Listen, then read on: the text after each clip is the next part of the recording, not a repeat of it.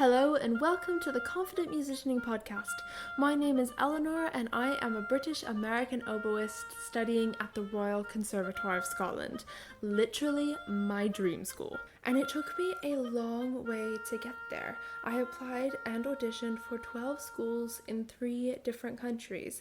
It was a lot of hard work, but oh my gosh, so worth it. I want you to have the confidence to work hard in achieving your goals. So come with me as we go on this journey together. So sit down, pull up a chair, take a seat, or if you're on the go, welcome to the Confident Musicianing Podcast.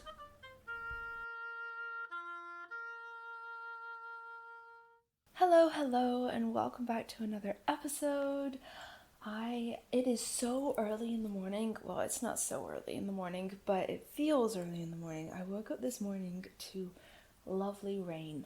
It's just a lovely autumn day right now. It's autumn, depending on whenever you hear this. It might be, it might not be, but it's just so kind of rainy and cozy. Do you know what I mean? And so this morning I had a lovely morning. I had my coffee, I read a bit, and I just watched the rain outside, and it made me feel so cozy. And I was like, you know what, we need to do a podcast episode. And I was like, what, not a better day and a better time to do it than when we are all cozy in the flat, with lovely pitter-patter rain outside. So that is what we're doing now.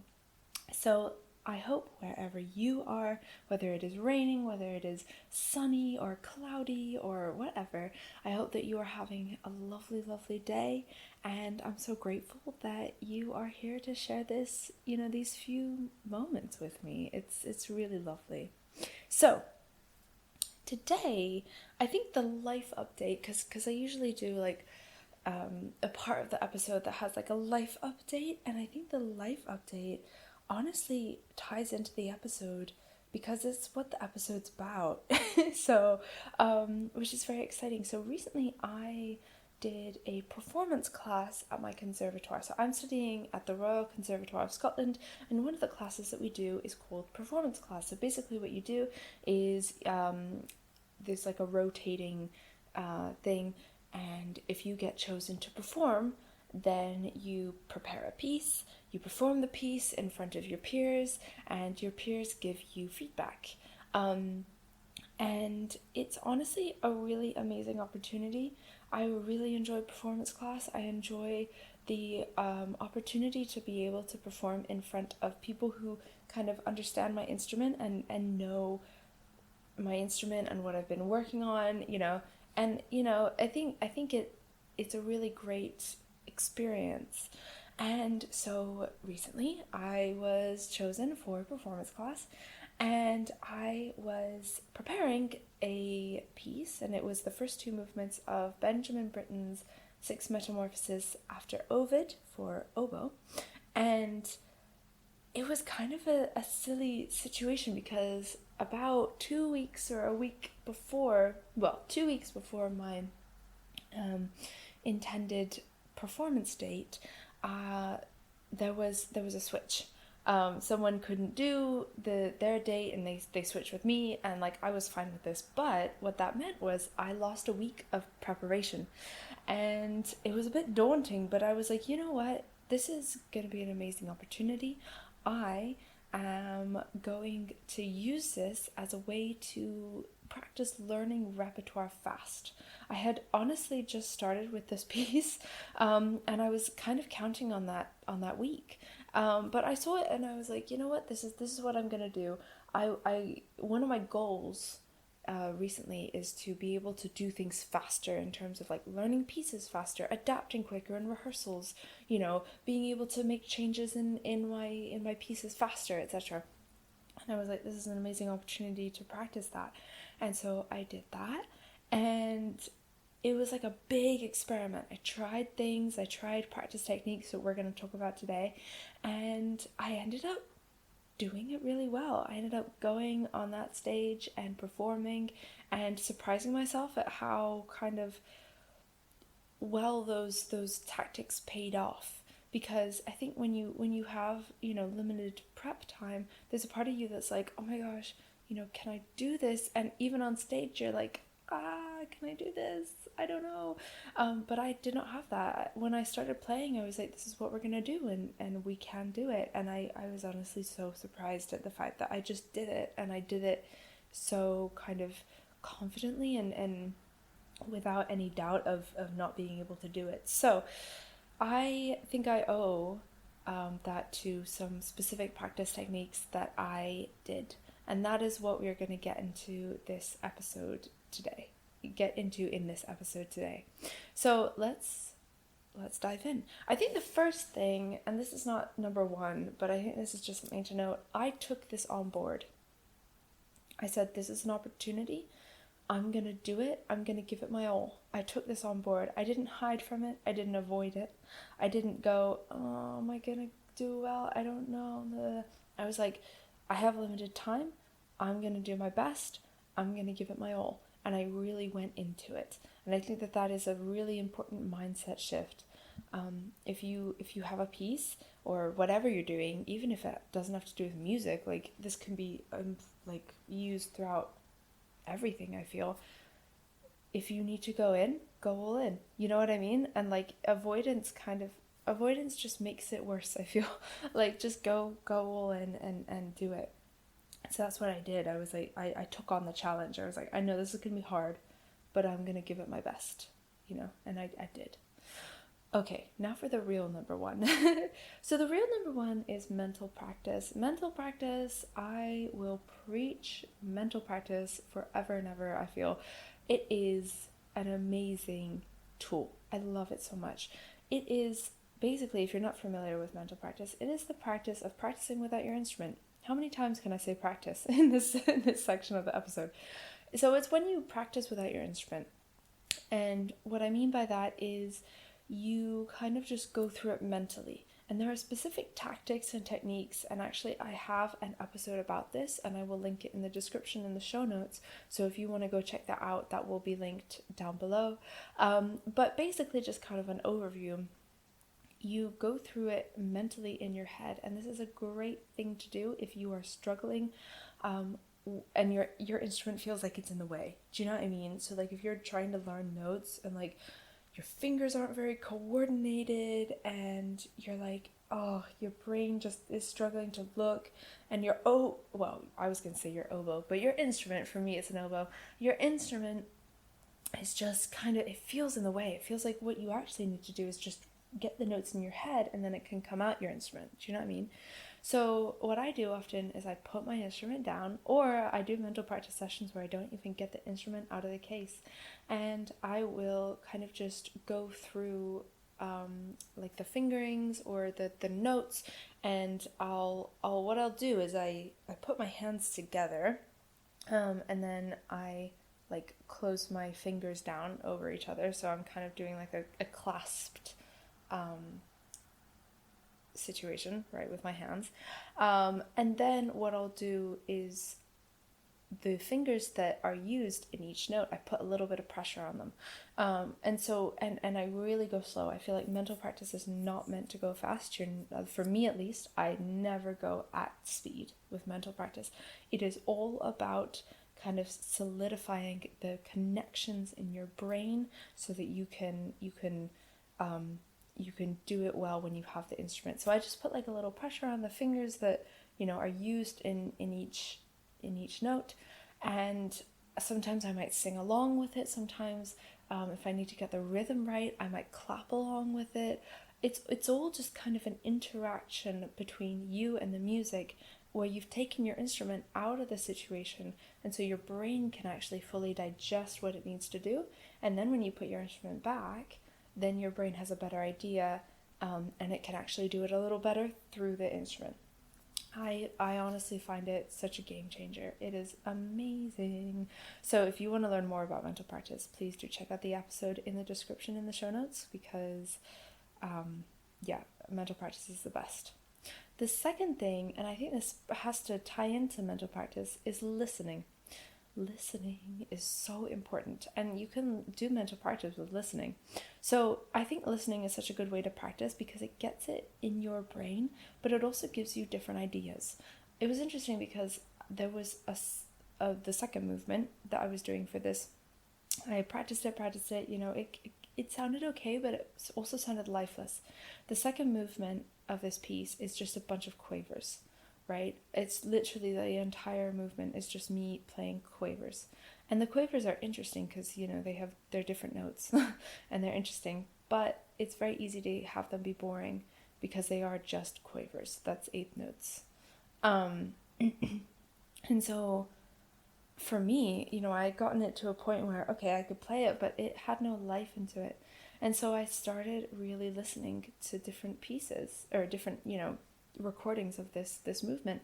And I heard how different people put life into it. And I thought, okay, I like that. Okay, I don't like that. And that is how I kind of put life into my version. It's interesting because, you can listen with the score, you can listen without the score. I listened for the beginning with the score, and I also this second movement is quite kind of almost percussive in the articulation, and so it's interesting. I tried this. I don't know if it works, but I tried dancing to it, not like with any skill, but just having my kind of movements mirror the articulation. So there were some notes that like really you accented, and so what I did was I stomped my foot, and that got it in my brain like we're gonna accent this one. And then the other ones were maybe like more floaty, and so I don't know, I kind of floated around a bit, like not literally obviously, but kind of did some twirls and stuff. I don't know if that helped, but the stomping definitely did. Kind of getting it in your movements and helping you to kind of embody the piece so that you can get it out through the oboe or through your instrument. And that really helped me as well. So listening to the piece, listening in different ways, it's really good. And the last thing, well, the second to last thing, I suppose, the next thing is theory study. This is something interesting because the second movement is just quavers. And I could look at that movement and I could see, okay, it's literally a sea of quavers. I really would struggle if I hadn't broken it into sections and looked at the chord structure or the note structure, the key structure, right? Because especially in the second movement, it changed. They did quavers in this key, and then it, kind of modified to another one, and then another one, and then, and then, oh, this, whatever. So I needed to write that down, because if I just put like a little thing at the top that says, I don't know, there was one that was G7, right? And so the arpeggio was a G7 chord. And if you have a G dominant 7, for me at least, I know that there's an F rather than an F sharp, okay? Because in a G dominant 7 chord, the 7 is flattened. And so I knew that was the case, and that helped my brain to not go, oh my gosh, is it F sharp, is it F natural? I don't know. Because when you're learning a piece fast and you learn it quickly, and I mean, you can't have your brain go, oh my gosh, I don't know, even if it hasn't been a while for your brain to learn. So I just put that at the top, and my brain goes, okay, G7, that's F natural. And it did it. Do you know what I mean? And I think, everyone's level of theory, we're all on different levels. Even in the conservatoire, it's actually quite interesting to see in theory class, everyone is on different levels. And I think everyone, any theory study that we do is what we need to do at the time. Do you know what I mean? Like it's good to work on theory, and it's good to try and understand it better. But we're all on different levels. So if the thing for you that's going to help you is to understand the key of the piece, then that's great, and that's going to help you. And then you're going to understand, what notes fit, what notes don't. Maybe if you see a note that doesn't, you can ask yourself why. That's what I love about theory. You always ask yourself why. Do you know what I mean? I asked myself why so many times during trying to figure this movement out, and it was so helpful to ask myself why, because then I had questions, and then I could go ask people who had the answers, and then I learned. Do you know what I mean? Like, that's great. I feel like learning theory is probably one of the most helpful things I have done so far in my course. And I'm saying that like I've learned it all. I really haven't. But the more I learn, I feel like the easier it gets to actually just play the oboe. You know what I mean? So having that kind of basis of theory in the piece and kind of just writing it down really helped me to understand what sections we were in, to break the piece down into sections so I can also practice them in sections. But also when I'm performing it, it doesn't feel like a sea of quavers. You know, it doesn't feel like a sea of notes. It just feels like, okay, we're in this section, and then this section, right? And I think that that goes into a kind of another thing, which is sectioning it off, sectioning different pieces, or sectioning different sections.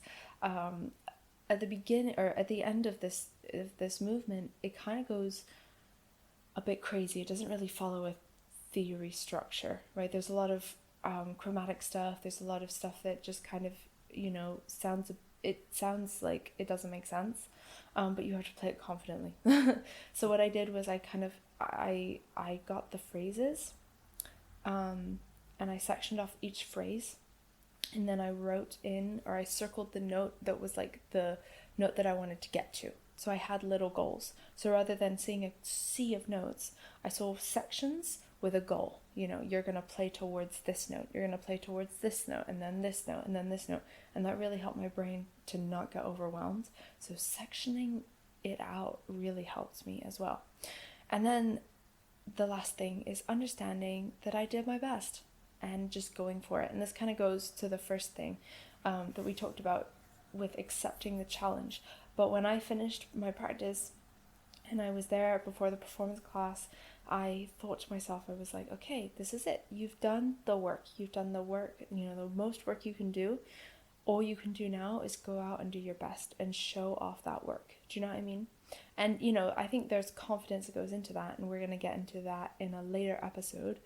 But it was really helpful for me to understand that I did the best I could do. Do you know what I mean? And when I had finished that, understanding, okay, I've done those things. Those are the things I chose to do. I did them. And now I can move on to the performance. Do you know what I mean? So that is something that really helped as well. And then a tool that I used, I know I'm kind of like talking about all the different things, but this tool was really helpful as well, because obviously if I have a deadline and I have to learn music fast, I need to be able to plan that practice. You know, just be able to, when I get in the practice room, I have an hour or however long I have, and I'm like, okay, I need to use this hour in the most productive way I can because I have a performance in a few days, and I need to get this piece ready. And that I use a notable practice journal. So my notable practice journal is extremely helpful for me. Not only can I plan my practice, but I can also reflect on my practice. I think that is so helpful, because when I reflect on what went well, what didn't go well, and that means that I can improve the next session and the next session. You know what I mean? So I can say, okay, I listened to the piece. This is what I thought. This is what I you know, maybe I'm not sure about this, you know, and then I can look at that reflection and go, oh, right, okay, maybe the best thing to do now is mental practice, or the best thing to do now is run it through, you know, things like that. And then I can see kind of my progress and see how it goes. So using a notable practice journal is really, really helpful for me. And as soon as I realized that it was helping me, I knew that I had to tell you about it, and I knew that I had to give you a code, because I want what's best for you in your practice, and I want you to have the best practice that you can, because or at least, you know, a more focused and a more effective and exciting practice session.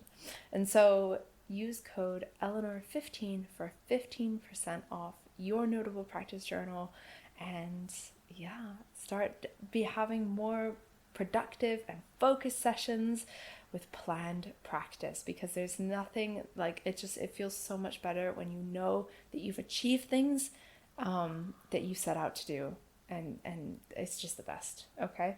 I only recommend things that I absolutely love. This code is an affiliate code, which means I do receive a commission with no extra cost to you. And the link for your journal will be in the show notes, as well as the code written out. All right. let's do a quick recap before we finish off. So the first thing is I took on the challenge. I was like, this is it. This is what I'm gonna do. This is my project, and I'm gonna give it my effort. The next thing is mental practice, kind of the practice of learning things without my oboe, it going in my brain so then it can go out my oboe. Okay, and whatever instrument you play, it's the same principle. And then the next thing is listening to, and understanding different ways that you can play a piece, maybe how other people have interpreted it. It's really helpful to just kind of bring life into a piece that maybe you've practiced a lot or not a lot, And then theory study, that really helped me not see a sea of notes. And so that made it so that it was easier to kind of digest and play because the notes started to make sense in the context of the piece. And then the last thing was just doing my best and going for it. And then we have planning my practice, and that is with a notable practice journal.